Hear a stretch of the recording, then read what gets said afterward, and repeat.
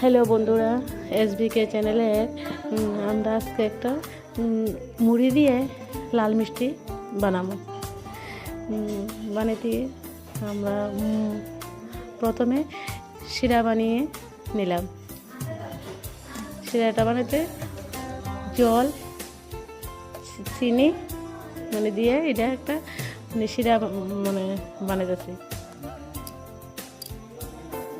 এটার মধ্যে এলাচও দিয়ে দিয়েছি।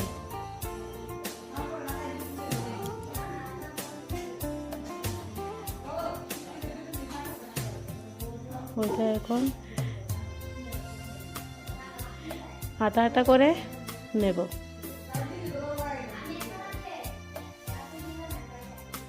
আটা